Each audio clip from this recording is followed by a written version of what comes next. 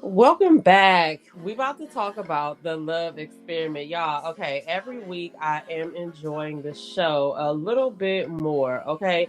But because I watch other reality TV shows, editing is always a big thing. So, this week they had the Hall of Reality. If y'all watched last week, you remember they had the Hall of No Regrets where they was able to go into the hall alone and pick, someone that they'd already cut or someone that they already looked at before and didn't pick.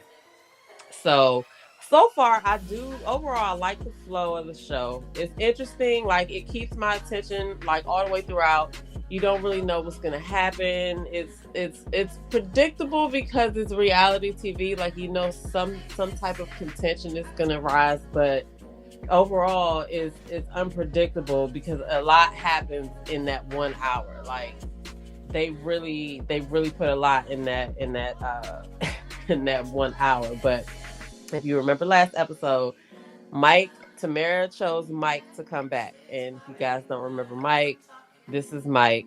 I really thought that they made a good couple when she picked him again. Like they only had like a 25-minute date the first episode, and then he was the first guy that she sent home when they started getting those texts about the hall reopening.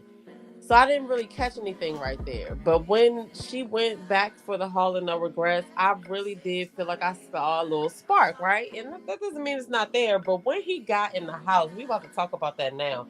He showed his ass. But anyway, so y'all remember last episode, he was tripping. He was tripping. So this week, they pick up with Tamara confronting him about his ridiculous behavior, okay?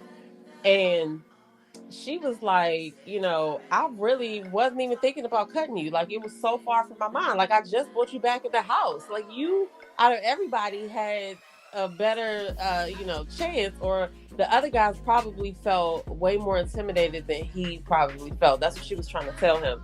And she was like, I gotta let you go because this is not it.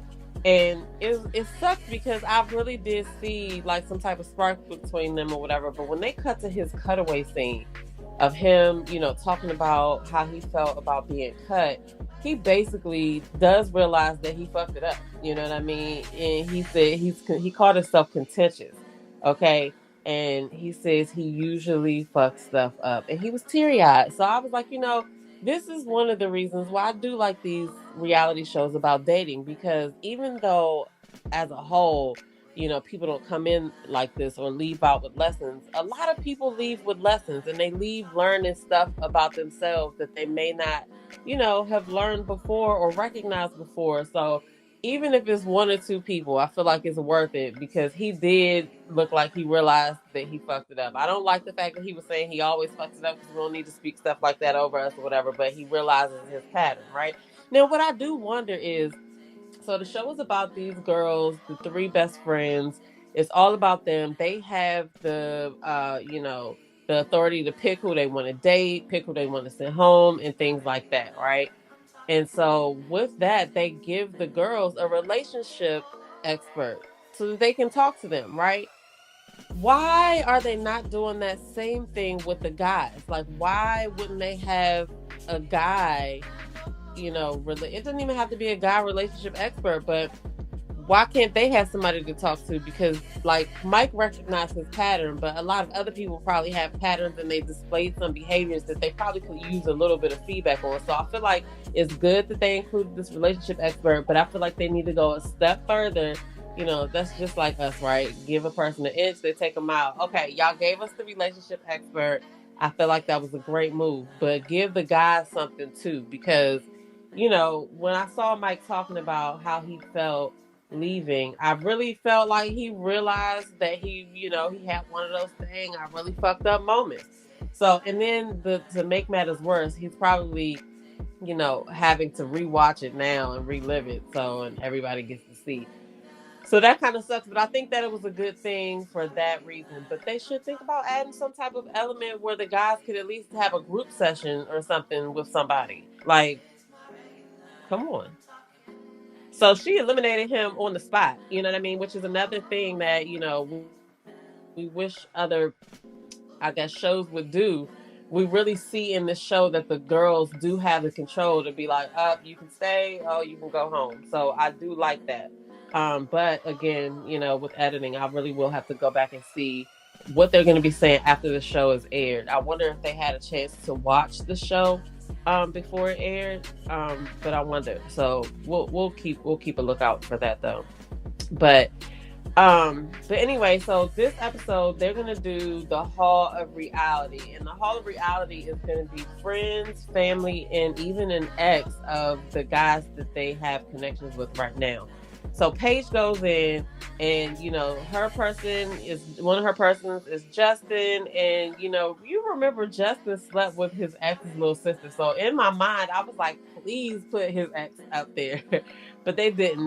They chose his cousin, and Paige kind of got emotional while trying to talk to Justin's cousin because she's trying to make better decisions and stop picking the same kind of guys.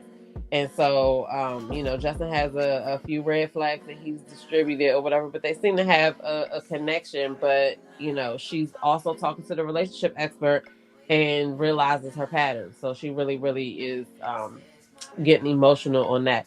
So then you got Nikoi is her other connection. Nikoi, came in recently and they put up his friend Sam. And Sam says that Nikoi is talented, family oriented. He really big up Nikoi. You know what I'm saying? He talked about his good qualities. So then you got Isaac. Isaac is her other connection, and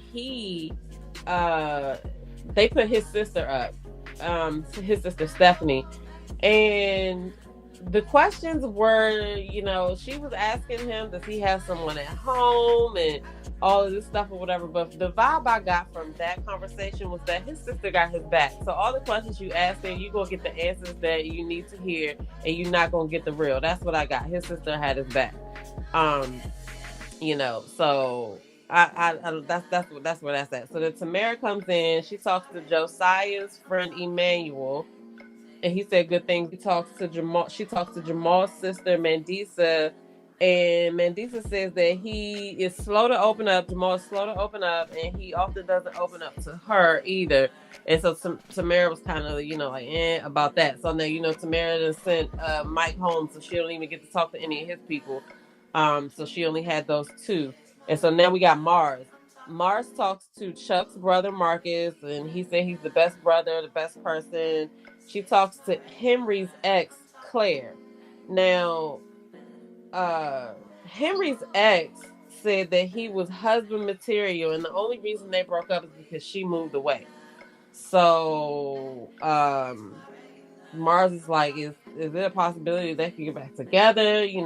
This, that, and the other. So then she talks to Yannick's best friend Diamante. Now, this conversation was interesting to me because I felt like even though that was Yannick's friend, he was low-key borderline hating with the stuff that he was saying. Like, it's a fine line between keeping it real and being messy. And so he told her that Yannick gets bored, and last time he had a relationship, he got bored of her, and he said, yeah, we travel a lot, we party a lot, and she's like, oh, I don't see y'all don't see yourself stopping anytime soon, and he said no. And so then she asked him if Yannick is a cheater, and the friend, okay, so they edited, of course, the friend had a pause, but then the friend answered the question shady. He said, well, I guess you got to be in a relationship to cheat. So it was just not, to me, that would have put red flags up to me. So the women have to get down to a final two, right? And so Tamara won't have to cut nobody because, like I said, she already sent Mike's ass packing because of his ridiculous behavior.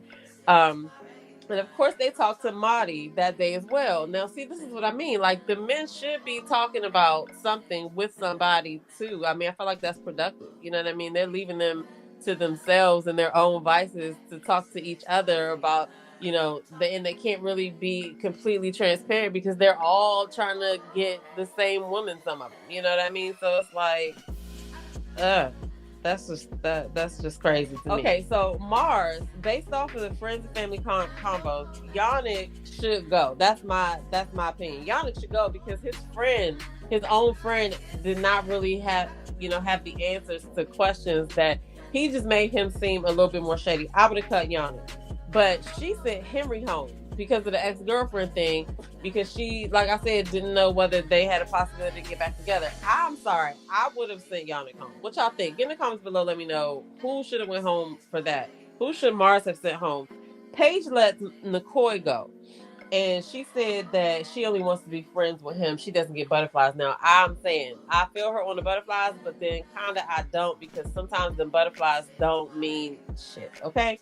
Um, but anyway, so the men get a text saying that they get a vacay, which is 24 hours with each lady, and they have to plan out the whole 24 hours. Okay, and they got to make the most of these moments because the women are going to be cutting down to their final one soon. Okay, so they feeling the pressure. They are feeling the pressure. So I think they did some creative little dates or whatever. Of course, they all ended their dates with dinner. You got to eat, right? So I'm just going to talk about the other stuff that they did. So Chuck and Mars went on a carriage ride. You know, he from Chicago, and that's what they do to show they love out there. They went on a horse and carriage ride, and then they had dinner in a tent. Okay, he set up a little nice romantic situation. At first, I saw a spark with them when they first bonded, when they went out to do those chocolate covered strawberries. But I don't know if they've had enough time to spend with each other, because I'm not really seeing, sparks or whatever. So I don't know. So then Tamara and Jamal, they went dancing. They did like a little dance instruction class, and I have to say they did look good together. I really like how Tamara and Jamal look. I could actually see them like out as a couple. You know what I mean? So then Paige and Justin, they went ice skating. And then obviously they had dinner and they danced at dinner. Now I could also see them together. They look good together as well. So then Yannick and Mars go out and they go on a helicopter ride, and then they did dinner, right? The helicopter ride was cool. That was something different. That's going to be like a memory. Then just Josiah and Tamara went on a boat. That was cool too. Josiah came in seeming like he was quiet, and I just looked at him as a young boy, right? But Josiah has a slight maturity about him that comes out in certain situations that I kind of like, and he is like very confident. So I like that. I could actually see them together as well. Um, so then Isaac and Paige go out and they do a photo shoot, which that was pretty cool. I can see the chemistry between them or whatever, but like he gives that like bad boy tease, and I just don't know about Isaac. Like I said, his sister had his back, so she don't really know nothing about Isaac except for what he's telling her. So I don't know. So the next episode, they have to choose the love of their life. Like, who will they choose? They all have to pick down to one person now, right? And they're showing the previews and stuff like that. And I know this must be difficult, but there was a point where Paige screams like this crazy scream that you wouldn't think would be involved in a love dating show, right? So I want to know what is going to happen next episode. Is going to have her screaming at her body like that. I don't know, but the show is keeping me watching. Let me know what y'all think down below. Who should the girls have cut this week? Anyway, I'm your girl, Demita Joe, and I'll see you guys in the next video. Peace.